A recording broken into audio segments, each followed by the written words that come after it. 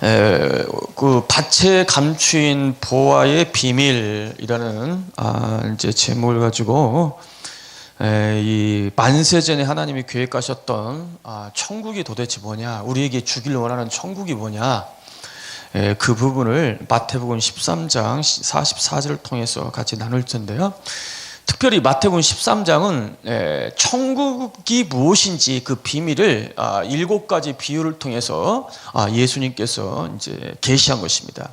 마태복음 13장 35절에 이 천국의 비밀을 말씀하시면서 어떤 말씀이 기록되냐면, 창세부터 감추어졌던 것을 나타내려 하심이라, 드러내려 하심이라 했어요. 그래서 이 천국의 비밀은 우리 아버지 하나님께서 만세 전에 우리에게 주길 원하는 그 천국인데요.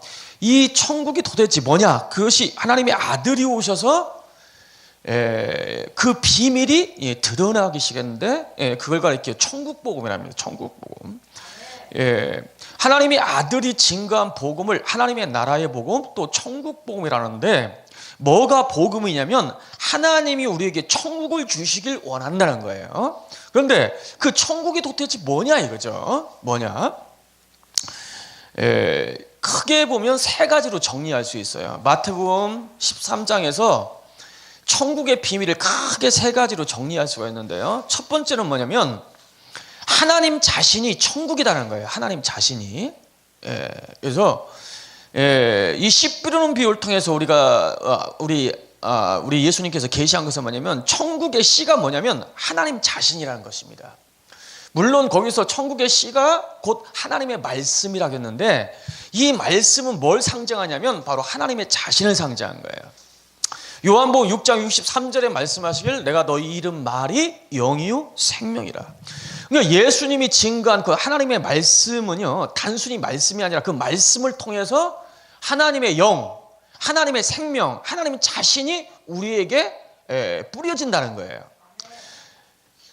베드로전서 1장에 말씀하시길, 너희가 거듭난 것이 썩어질 씨로 된 것이 아니요 항상 있는 하나님의 말씀으로 된 것이니 이것은 너희에게 전한 복음이겠어요. 복음. 이 거듭났다는 것은 성령 하나님이 우리 안에 들어오셔서 우리 영과 성령이 하나 됐다는 거예요.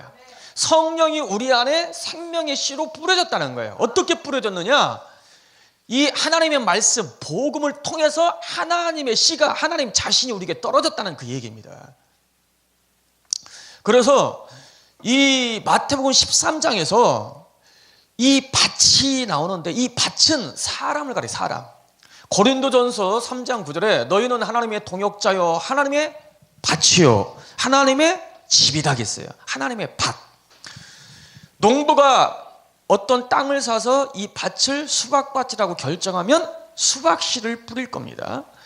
호박밭이라고 결정하면 호박씨를 뿌릴 거예요. 그런데 성경은 하나님은 사람을 뭘로 정하셨냐면 하나님의 밭이라는 거예요. 그러면 하나님의 밭이면 하나님이 우리에게 씨가 돼서 떨어지길 원한다는 그 하나님의 비밀을, 하나님의 계획을 계시하고 있는 것입니다. 그래서 첫 번째 비유가 뭐냐면, 하나님이 자신이 우리에게 천국의 씨가 돼서 하나님의 밭인 우리에게 떨어짐으로 우리를 하나님의 나라로 만들길 원하셨다는 거예요.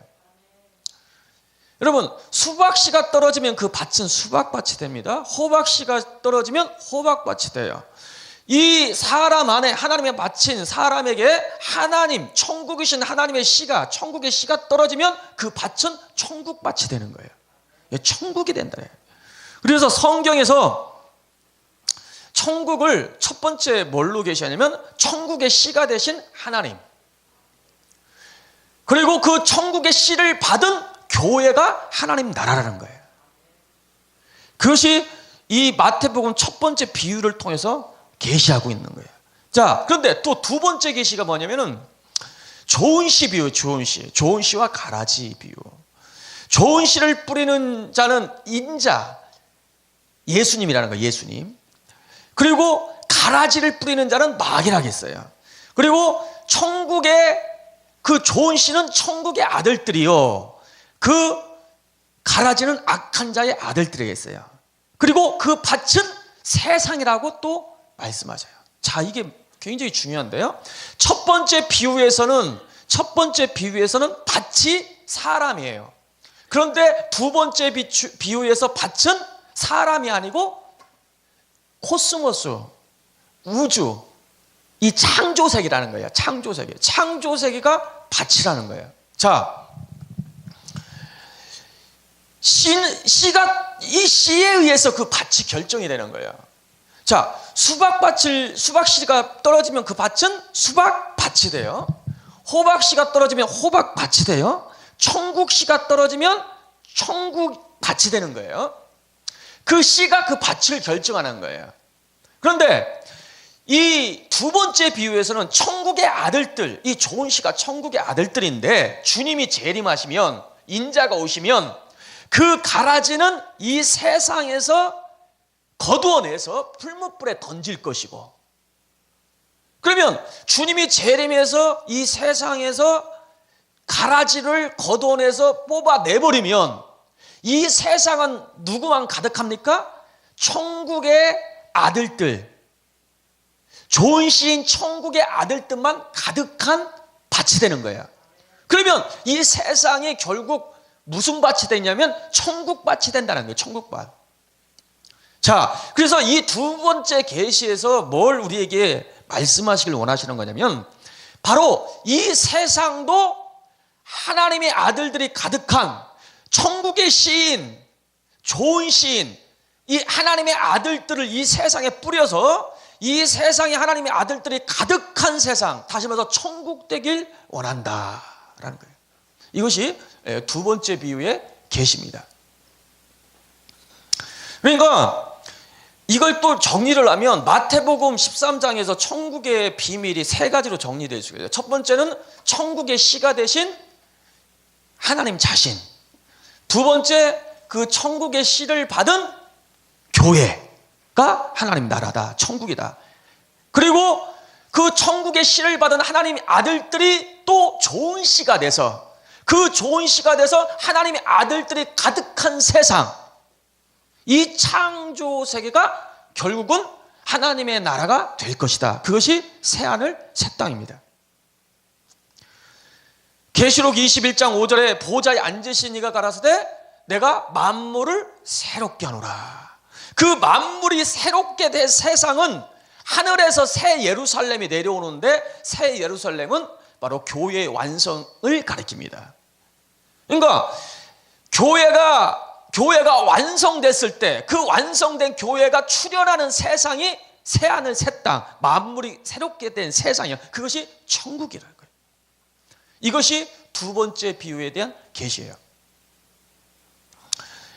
그래서 이 마태복음 13장의 7가지 비유를 통해서 이 창조 세계에 어떻게 하나님의 나라가 시작되는지, 다른 말로 얘기하면 천국의 씨신 하나님이 하나님의 바친 성도들 안에 떨어짐으로 그 하나님 나라가 이 창조 세계에서 자라는 과정, 그리고 이 하나님의 나라가 어떻게 시작돼서 어떤 과정을 통해서 어떻게 완성될 것인지, 신학의 전 역사 가운데 이루어질 하나님 나라의 그 시작과 과정과 완성에 대한 비밀을 계시하고 있는 것이 마태복음 13장의 7가지 비유입니다.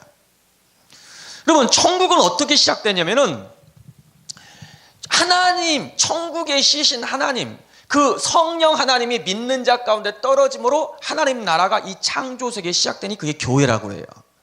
그리고 장차 성자 하나님이 오심으로 이 창조 세계의 하나님 나라가 과정을 거치는데 그것을 사랑하는 성이라고 합니다. 그리고 최종적으로 천년왕국을 통과한 부활한 성도에게 성부 하나님까지 천국의 씨가 돼서 떨어짐으로 그 교회를 통해서 하나님, 천국이신 하나님이 완전히 나타났을 때 그것이 천국의 완성인 새 예루살렘이라고 하는 거예요. 그 전 신학에 있어질 하나님 나라의 시작과 과정, 그 다음에 완성되는 신학의 전 역사를, 그 비밀을 계시하고 있는 것이 또 마태복음 13장에 나타난 7가지 비유에 대한 계시입니다. 그래서 이 마태복음 13장은 첫 번째 천국이 무엇인지, 두 번째, 이 천국이 어떻게 시작돼서 어떤 과정을 통해서 어떻게 완성되는 것인지 신학의 전 역사를 계시하고 있는 것이 마태복음 13장인데요. 첫 번째, 이 성령 하나님이 천국의 씨가 믿는 자 가운데, 하나님의 바친 믿는 자 가운데 떨어져서 하나님 나라가 성장하는 과정을 계시한 것이 씨 뿌리는 비유, 좋은 씨부, 겨자씨 비유, 누룩 비유예요. 이것이 바로 성령 하나님이 믿는 자 가운데 천국의 씨로 떨어져서 천국이 확장되는, 천국복이 증거대로 온 땅에 하나님의 아들로 가득하는, 천국복이 땅끝까지 증거되는, 하나님 나라가 확장되는 그 과정을 계시한 것이 이 네 가지 비유예요. 쉽게 말해서 교회 시대. 그리고 오늘 본문 말씀에 씨 뿌리는 그 밭에 감추인 보화를 발견해 가지고 그 보화를 산 사건에 대한 비유가 나와요. 이 밭에 감추인 보화는 어떤 계시냐면 재림에 관한 계시예요. 재림. 이걸 재림이라고 본 사람 한 사람 없을 거예요. 그리고 이 극히 진주 하나를 구하는 장사와 같은 비유, 이 천국과 같다 했어요. 그리고 이 그물을 쳐서 좋은 고기와 나쁜 고기를 나누는 사건, 이것은 바로 성부 하나님이 오심으로 하나님 나라가 이 창조세계에 완성되는 그 마지막 사건에 대한 계시예요. 자, 오늘은 시간 관계상 이 마태복음 13장 44절에 계시된 밭에 감추인 그 보화에 대한 비유가 왜 재림에 대한 이야기냐 이거야. 그리고 이 계시에서 하나님의 나라가 도대체 뭐냐 이게, 천국의 비밀. 여러분, 이 비밀을 잘 깨달아야 돼요. 왜냐면은 예수님의 제자에게 이랬어요. 야, 천국의 비밀을 아는 것은 너희에게 허락되었으나 저희에게는 허락되지 아니했으니. 여러분, 예수님의 제자인지 아닌지 어떻게 테스트할 수 있냐? 이 천국 복음을 듣고 이게 깨달아지면 이미 그 안에 진리의 성령께서 계시다는 거거든요. 이게 화답이 된다는 거예요. 화답이. 근데 이게 화답이 안 되면 조금 테스트를 또 좀 검증을 해봐야 돼요. 이게 걱정이 돼요. 자, 이제 본론으로 들어가서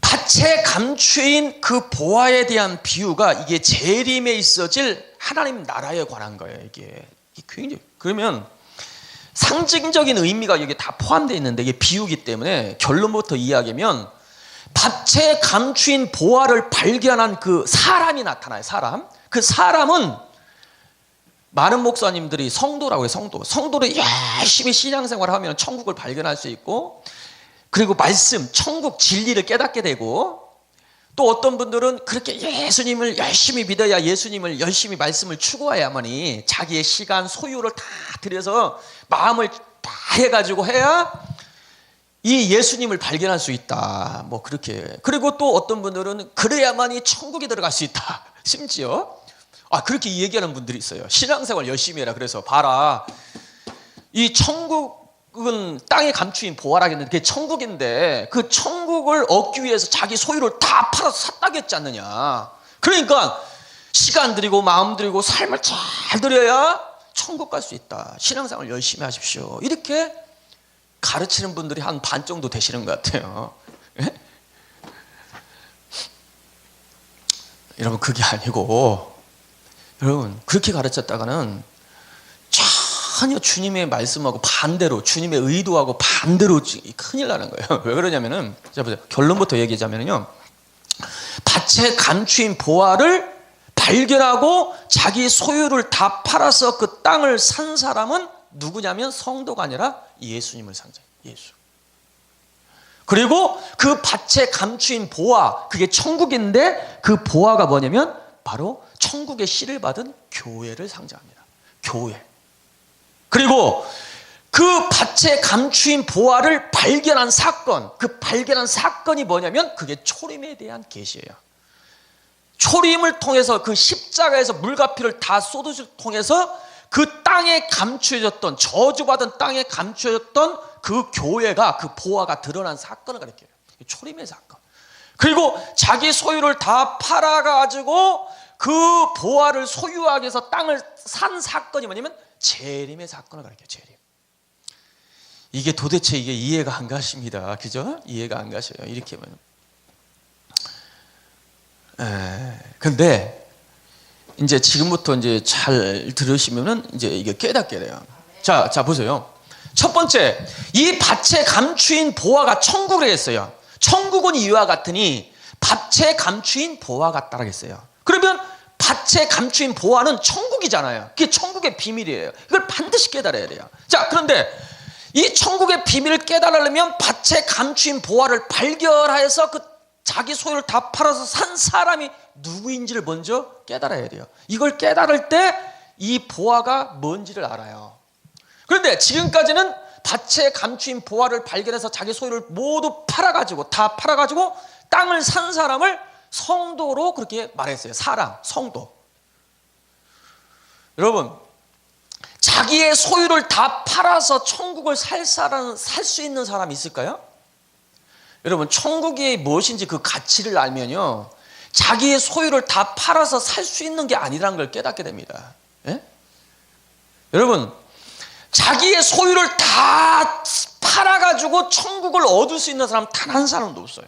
여러분, 자기의 소유라는 것은 단순히 물질만 가리킨 게 아니고 재산만 가리킨 게 아니라 자기 시간, 자기 달란트, 자기의 생명, 온 존재가 다 재산이에요. 재산.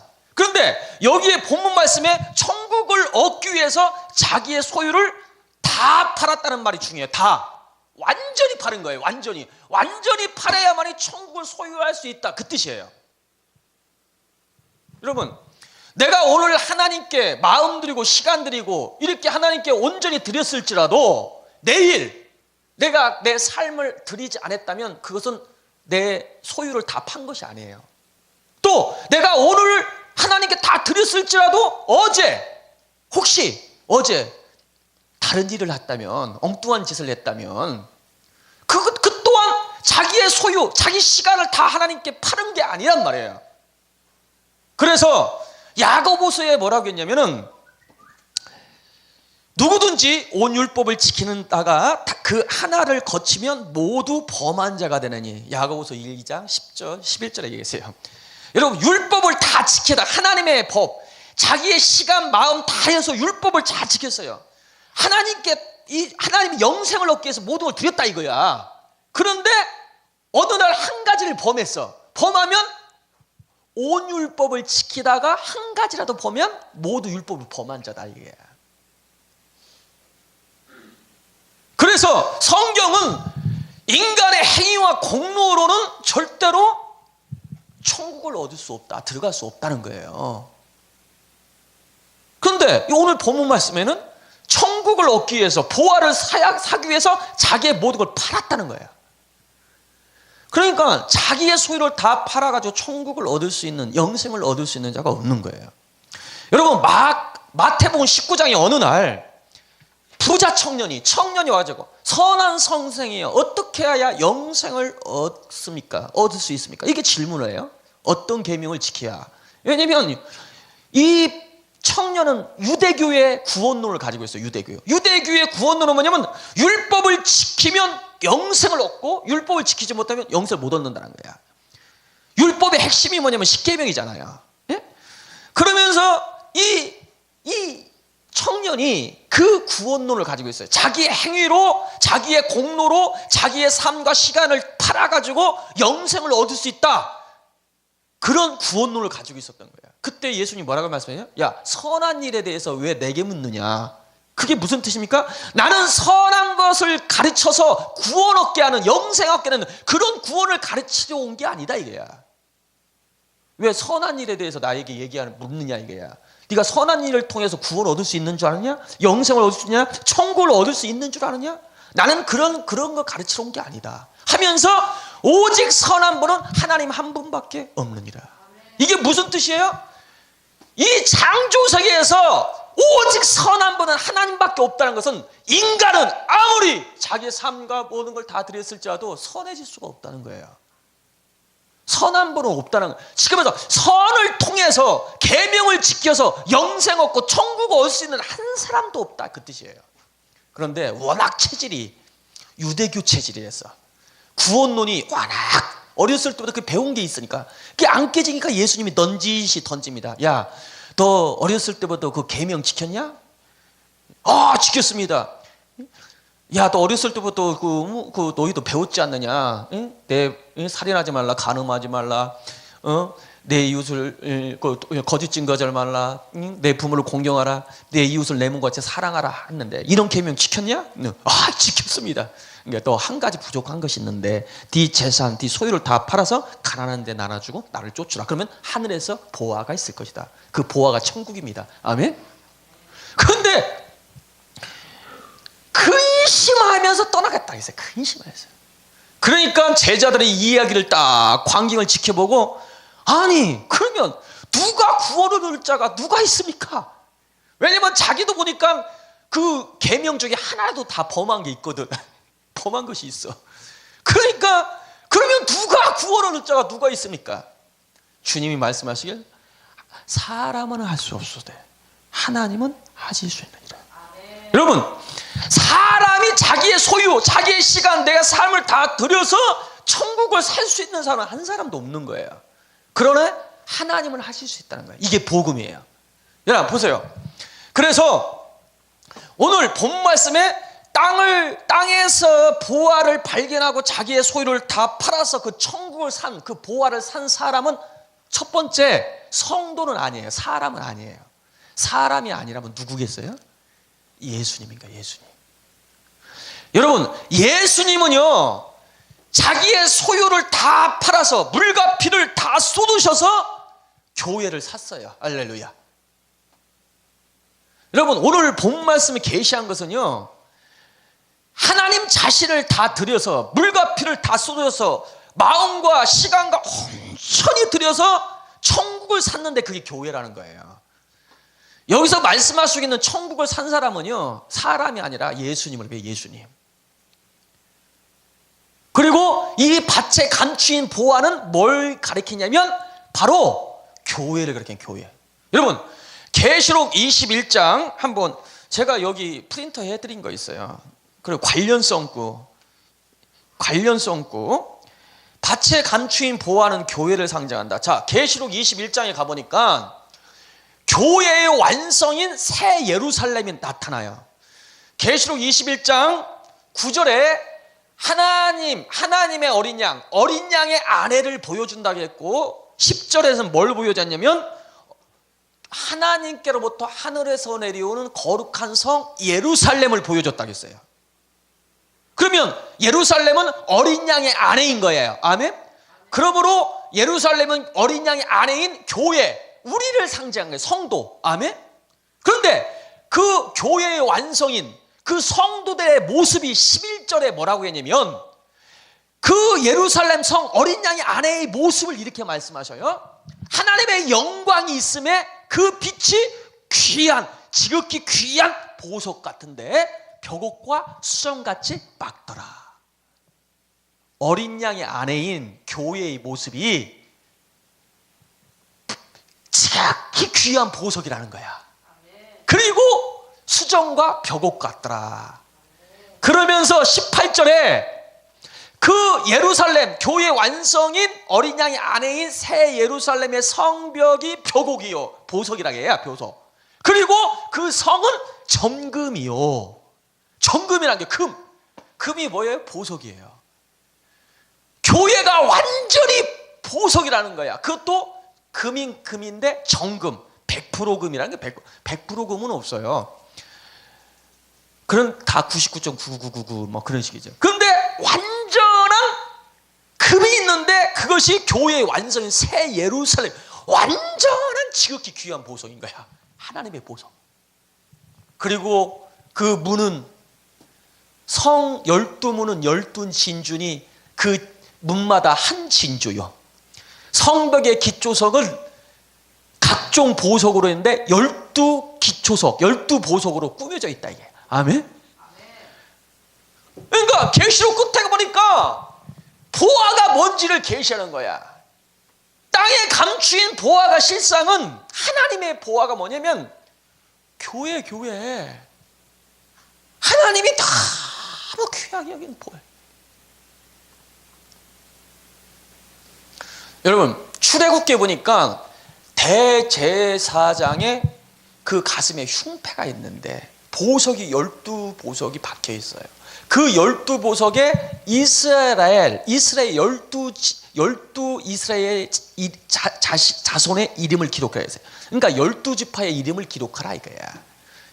그래서 실상은 그 12보석은 뭘 상징하냐면 이스라엘을 상징해요. 그런데 그 대제사장의 가슴에 있는 그 흉패 12보석은 구약의 이스라엘을 상징하는데 그 이스라엘은 신약의 교회를 상징합니다. 그래서 야고보서 1장 1절에 교회를 가리켜 흩어져 있는 12지파라고 했어요. 그래서 실상은 대제사장의 가슴에 있는 흉패에 있는 12보석은 실상은 교회를 상징해요. 교회가 보석인 거예요. 그리고 대제사장은 히브리서 보니까 바로 그리스도가 우리의 대제사장이 되신다는 거예요. 그 대제사장의 가슴에 흉패가 붙여져 있는데 그 흉패는 성도를 가리키는 거고 그 성도들이 그 대제사장 예수님의 그 가슴에 바로 가슴에 있다는 것은 뭐냐면 바로 예수님의 그 가슴에는 항상 바로 하나님의 보화, 하늘의 보화인 교회가 담겨져 있다는 거예요. 예수님의 관심은, 예수님의 마음은 오직 보화인, 하늘의 보화인 교회에게 있는 거예요. 그 보화를 얻기 위해서 자기의 모든 것을 파는 거예요. 물과 피를 다 쏟으신 거예요. 여러분, 정말 여러분이 천국을, 이 땅에서는 솔직히요, 천국을 가치를 아는 사람은요, 내가 보기에는 없어요. 하나님밖에 없어요. 참 가치를 정확히 아는 분은 하나님밖에 없어요. 여러분, 나도 우리도 거울을 보면서 아침에 딱 거울 보자마자 감동 안 됩니까? 와, 어쩔 줄 몰라. 이거 봐. 야, 이거 보아. 야. 여러분, 다이아몬드가 집에 한 박스 있다가면은 지금 먹을 거 없어서 막 마음이 뿌듯할 거예요. 뿌듯할 거예요. 기쁨이 막 샘솟. 그냥 걸어가면서도 희쭉희쭉 웃고, 예? 막 그럴 거예요. 아이, 나는 있으니까. 예? 여러분, 내 얼굴을 보고 나를 보고 정말 내가 보면서, 이야, 정말 하늘의 보화, 정말 하나님의 핏값으로 살 수밖에 없는 너무나 하나님 보시기에 귀한 보화라고 나를 생각합니까, 실제로? 내 남편을 보고 그렇게 생각해요, 아침마다? 아내를 보고 그렇게 감동하냐고요? 형제 자매를 보고 감동하냐고요? 에이, 아닐 거예요. 맨날 뜯어 고칠 생각만 하고 거울 보고, 야, 이거 도대체. 네? 네? 정확히 몰라요. 네?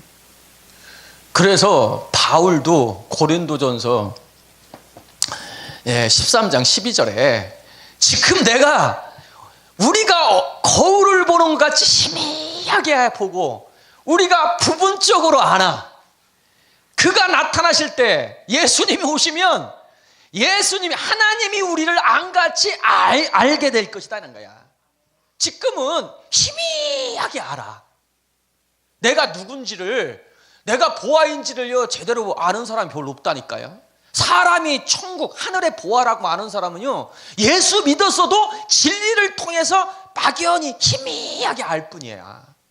그가 나타나야만이 우리가 참 보아라는 것이 땅에서 완전히 드러난 겁니다.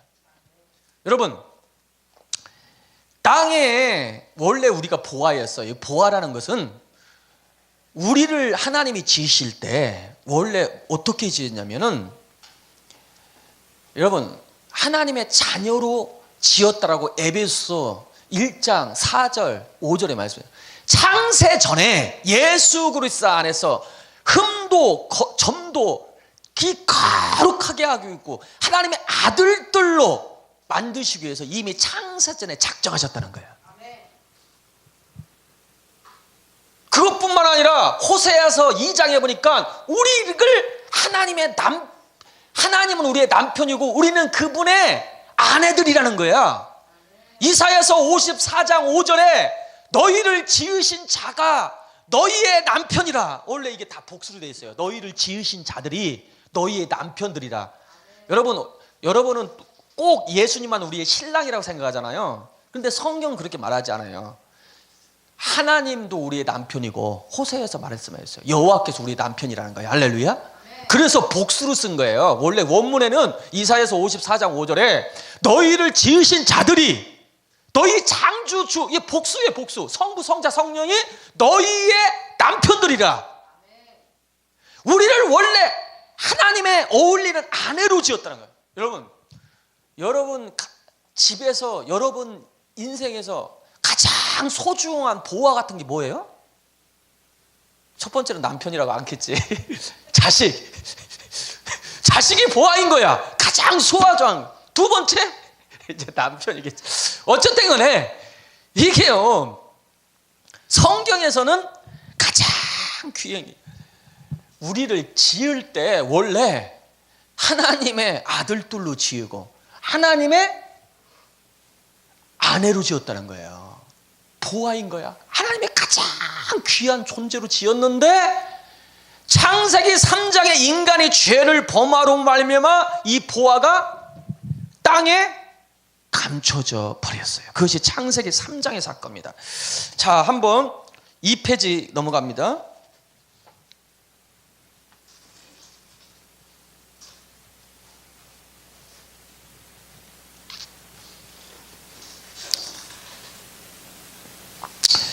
이 페이지 보면은 가장 밑에 하나님 보화에 바친 묻힌 사건, 창세기 3장 17절 19절. 자, 한 장 더 넘어갑니다. 자, 17절 읽어보면 아담에게 이르시되 내가 내 아내의 말을 듣고 내가 너더러 먹지 말라 나무 실과를 먹었은즉 땅은 너로 인하여 저주를 받고. 야, 땅이 저주를 받았다겠고요. 19절에 내가 땅 얼굴에 땀이 흘려야 식물을 먹고 필경은 흙으로 돌아가리니 그 속에서 내가 취함을 입었음이라. 너는 흙이니 흙으로 돌아갈지니라. 이것이 보아가 이미 인간이 원래 하나님의 자녀로 하나님과 어울리는 아내로 지은 보아인데 그 보아가 땅에 감춰져 버리는 사건이 바로 창세기 3장 사건이에요. 저주받은 땅에 그 저주받은 땅으로 돌아가 버렸어요. 흙에 완전히 묻혀져 버렸다는 거예요. 그래서 하나님의 그 보화의 빛을 완전히 상실해 버린 거예요. 뿐만 아니라 마귀 보고 너는 흙이니 마귀 보고 너는 흙에 기어다니며 땅에 기어다니며 흙을 먹을지니라 하셨어요. 사탄이 우리를 먹는다는 건 우리를 완전히 뒤집어 쌓아버린다는 거예요. 덮어버린다는 거예요. 덮음으로 하나님의 보화가 완전히 빛을 잃어버리고 가려져 버린 거예요. 숨겨져 버린 거예요. 땅에 그냥 완전히 그냥 숨을 내버렸어요. 그래서 4,000년 동안 어느 누구도 사람이 누구인지를 정확히 발견한 사람은 한 사람도 없었습니다. 여러분, 철학자들이 인간이 도대체 누구냐, 내가 누구냐, 그걸 발견하기 위해서 열심히 연구했는데 끼커야 뭐 인격적 존재, 언어적 동물, 사회적 동물, 그 정도로 정의를 해서 사람을 발견한 것이 고작 그거야. 예? 어느 누구도 사람이 하나님의 아들들로, 하나님의 아내로, 하나님이 기쁨이 되시는 보화로 안 사람은 단 한 사람도 없었다. 그런데 예수님이 이 땅에 오셔서 우리가 하나님의 아들들이라는 걸 이야기하고 내가 너를 신부로 취하기 위해서 오시겠다. 신부로 이야기해주고 그리고 십자가에서 물과 피를 다 쏟으심으로 사람이 보아라는 걸 계시했어요. 드러냈어요. 여러분, 하나님이 사람을 위해서 피 흘려서 그 사람을 샀다는 것은 그 사람이 보아라는 걸 가르치는 거예요. 하나님의 보아. 여러분, 어떤 사람이 핸드폰을 100만 원 주고 샀어요. 그러면 그 사람에게 있어서 이 핸드폰은 100만 원의 가치가 있기 때문에 산 거예요. 그 사람의 마음에 보기에, 그 사람 보기에. 그런데 하나님이 사람이 되어 오셔서 십자가에서 물과 피를 다 쏟으셔서 사도행전 20장 28절 하나님이 자기의 피로 교회를 샀다는 말이 나와요. 교회를 샀다, 사람을 샀다는 것은 하나님 보기에 교회는 하나님과 동일한 가치가 있다는 거예요. 왜? 하나님 자신을 주고 생명을 주고 교회를 샀기 때문에. 실제로 교회는 사람은 하나님의 생명과 거의 방불 동일한 수준의 하나님의 아들들로 하나님의 아내로 창조한 거예요.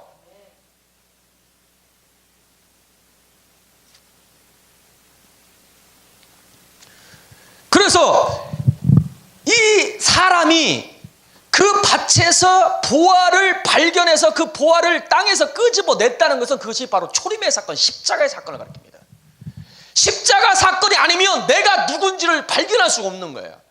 바로 하나님의 아들이, 하나님이 십자가에서 바로 죽으셔서 나를 샀다는 그 진리, 그 십자가의 사건을 내가 받아들일 때 내가 누구인지를 발견해내고 내가 참 보화, 하나님의 보화구나, 천국의 보화구나, 그때서 깨닫게 되는 거예요.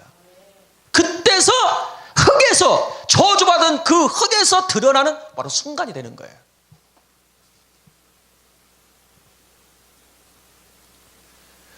그래서 태초에 참 나가 원래는 하나님의 아들들이고 우리가 하나님의 어울리는 아내로 창조한 보화인데, 이것을 인간의 철학이라든지 아니면 어떤 종교도 이걸요 열어줄 수가 없어요. 이 비밀. 십자가로 돌아가야 돼요. 십자가의 진리를 받아들일 때 하나님이 사람에 대해서 우리를 사기 위해서 십자가가 죽어졌다는 그 십자가의 진리를 내가 받아들일 때 태초의 참 나를 발견하게 되고 태초의 나, 잃어버렸던 나를 찾게 되는 거예요. 내가 참 보화구나, 하나님의 보화구나, 그걸 발견해요. 그런데 예수님이 그걸 십자가에서 그 비밀을 드러내시고 또 성경에 보니까 땅에 그걸 또 묻어뒀다는 거야. 묻어두고 또 자기 소유를 다 팔아가지고 이 땅을 사러 왔다는 거야. 이게 무슨 뜻이냐? 이게 바로 재림에 대한 계시예요. 재림. 이게 왜 재림이냐면, 여러분, 재림이라는 것은 결혼하러 주님이 오시는 거예요. 결혼.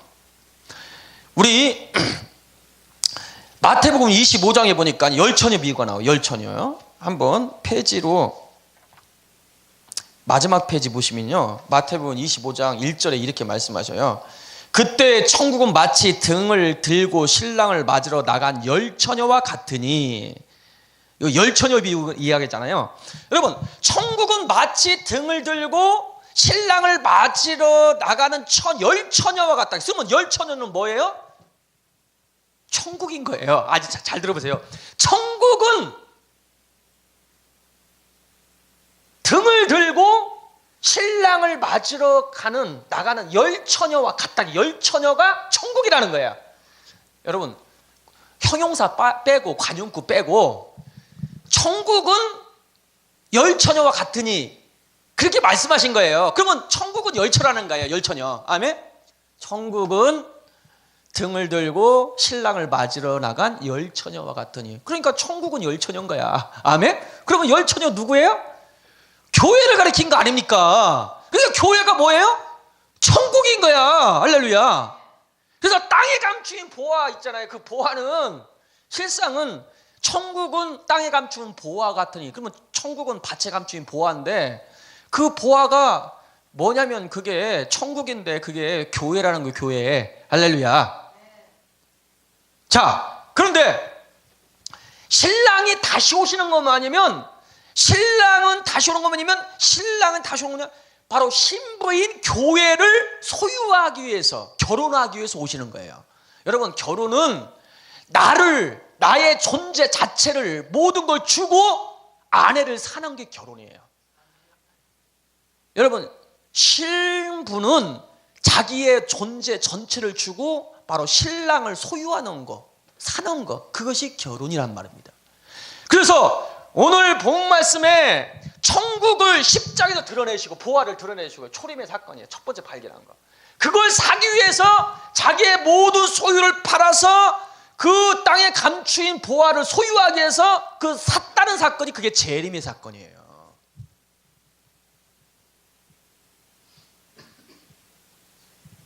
예수님은 십자가에서 인간의 가치를 드러내셨어요. 하늘의 보화라는 것을 완벽하게 드러나셨어요. 그 피로. 아멘? 그렇지만 아직 우리를 소유한 게 아니에요. 보유를. 언제 소유하느냐? 예수님이 재림하시고 성부 하나님이 오실 때 하나님이 우리를 완벽하게 자신을 주고 소유하는 그 사건이에요. 그게. 그 계시가 바로 밭에 감추인 계시예요. 주님이 이 보화를 소유하기 위해서 오시겠다는 거예요. 그래서 천국은 이와 같으니 말씀하시면서 천국이 뭐냐면 열 처녀가 등을 들고 신랑을 맞으러 가는 그 열 처녀와 같다는 거야. 그게 천국에 대한 계시. 그게 재림에 대한 계시거든요. 아멘. 재림할 때 바로 신랑이 천국인 그 보화인 열 처녀를 소유할 것이고, 할렐루야. 또 열 처녀가 바로 그 신랑을 소유할 때 그 천국이 우리 가운데 실제가 되고 이루어지는 거예요. 할렐루야. 여러분, 지금까지요, 아직 우리가 이 예수님이 십자가에서 이 사람이 보화라는 걸 드러내셨지만 이걸 또 땅에 묻어뒀어요. 세상에 묻어뒀어요. 세상에 묻어뒀기 때문에 이 사람이 보화라는 것을요, 진리를 통해서 희미하게 알 뿐이지 실제로 눈으로 확인이 안 되는 거야. 이게. 그러니까 우리가 믿음이 필요한 거야. 한번 고린도전서 13장 12절 보세요. 13장 12절. 내가 프린터 다 해놨어요. 해놨으니까 이제 참고하시면 되겠고요. 13장 12절에 보면 제가 읽어드리겠습니다. 우리가 이제는 거울을 보는 것 같이 희미하나 그때에는, 예수님이 재림할 때를 가리킵니다. 얼굴과 얼굴을 대하여 볼 것이요 이제는 내가 부분적으로 아나 그때에는 주께서 나를 아신 것 같이 내가 온전히 알리라. 하나님은 우리를 정확히 하나님의 아들들로, 이 하나님의 보화로 그 가치를 알고 정확히 아는데 우리는 부분적으로 알고 희미하게 알 뿐이에요. 그러나 예수님이 재림할 때 예수님이 우리를 알듯이 우리 자신을 알게 되고 바로 알게 되고 바로 보게 될 것이라는 거야. 왜 그러느냐? 땅에 감추인 보화가 완전히 들어가기 때문에. 여러분, 이 세상에 아직 우리가 남겨져 있어요. 여러분, 흙이, 이 육체가 먼저 가려져 있어요. 이 육체라는 흙, 저주받은 흙, 이 몸이 아직 저주받았어요. 이 저주받은 땅에서 벗어나려면 예수님이 재림하셔야 돼요. 재림해서 이 몸이 신령한 몸으로 화해져 버려야, 부활돼야 감췄던, 땅에 감췄던 보화가 하나님의 아들의 형상의 모습으로, 하나님의 아내에 어울리는 모습으로 완전히 화해져 버리는 거예요. 예수님이 오셔야. 그런데 이 흙에 가려져 있어요. 그리고 세상, 사탄이 왕노라는 이 물질계에 우리가 여전히 거하기 때문에 사탄이 우리를 뒤집어 쓰이고 우리를 계속 누르고 있고 우리를 가리고 있기 때문에 그 보화가 여전히 땅에 감춰져 있는 거야. 그런데 예수님이 오실 때 이걸 걷어내버리는 거야. 흙을 걷어내버려서 하나님의 보화를 땅에서 완전히 드러낼 때 그것이 새 예루살렘인 거야. 새 예루살렘의 흙의 성분이 한 성분도 없어. 다 보석이야. 12 짐주문, 12 기초석, 정금, 정금길, 벽옥, 성벽은 벽옥, 완전히 100% 보석이야. 할렐루야. 완전히 흙의 성분 하나도 없어요. 보화로, 하나님의 모습으로 완전히 드러나고 하나님의 어울리는 아내로 드러난다는 거예요. 할렐루야. 여러분, 술람미 여인이 있잖아요. 술람미 여인이 얼굴이 한번 우리 아가서 이 마지막 장 보면은 18번 요절 여기 읽어보시면요, 제가 읽어드릴게요. 솔로몬의 아가라, 내게 입맞추기를 원하니 내 사랑이 포도주보다 나음이로구나. 내 기름이 향기로워 아름답고 내 이름이 쏟는 향기름 같으므로 처녀들이 너를 사랑하는구나. 왕이 나를 침궁으로 이끌어 들이시니 너는 나를 인도하라. 우리가 너를 따라 달려가리라. 우리가 너를 인하여 기뻐하며 즐거워하니 내 사랑이 포도주에서 지남이라. 처녀들이 너를 사랑함이 마땅함이라.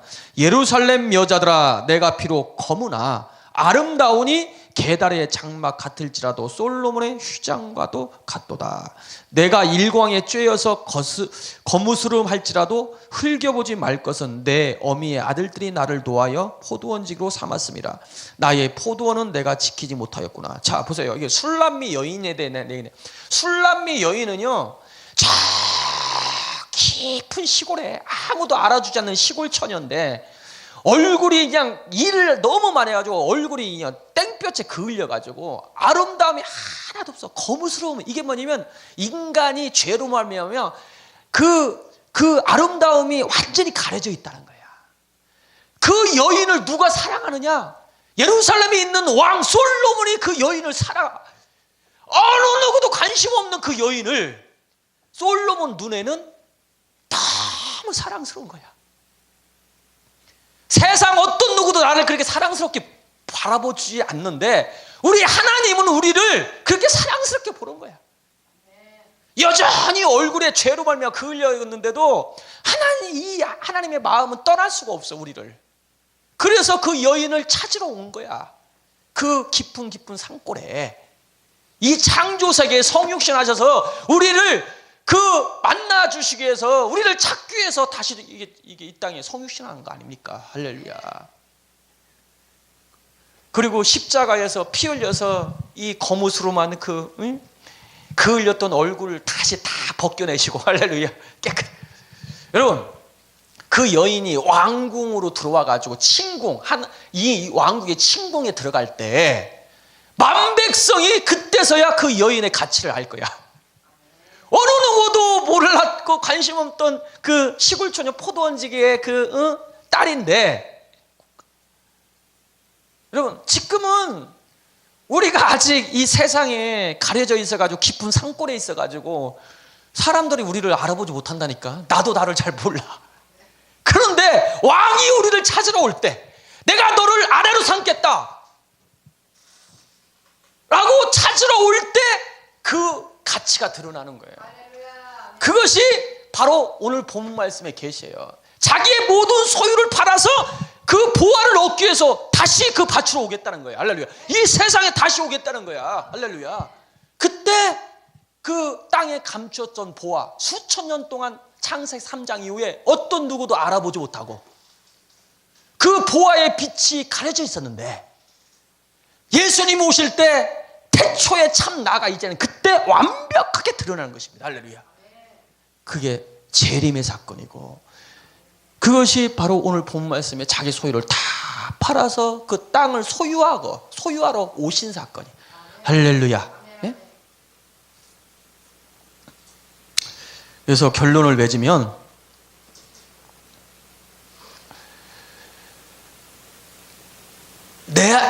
이미 인간을 지을 때부터 하나님의 아들들로 하나님의 보아, 하나님의 어울린 아내로 지은, 정말 어떤 것으로 바꿀 수 없는 하나님의 가장 귀한 존재로 지었는데 그것이 창세기 3장의 죄로 말미암아 완벽하게 땅에 묻히게, 저주받은 땅에 묻히게 되었다. 그런데 그것을 예수님이 하나님 품속에 계신 독생하신 님이 성육신하셔서 십자가에서 피 흘리심으로 숨겨져 있는 그 보화를 한번 드러내셨다.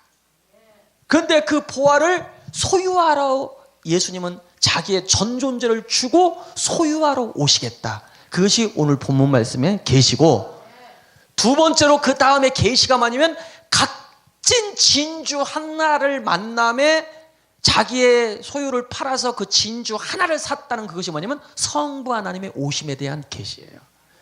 성부 하나님도 이 땅에 오셔서 값진 진주 하나, 처음에는 진주 둘, 원문에는 진주 둘로 되어 있어요. 진주 둘을 구하는데 그 중에 하나를 소유한다는 거예요. 이게 뭐냐면 교회는 지금 복수예요. 아직 교회가 건축이 돼서 완성이 안 됐어요. 그러나 성경 끝에 보면은 교회가 다 보석으로 건축이 돼서 한 성으로 건축이 되는데 그것이 새 예루살렘이에요. 그 그것이 바로 극히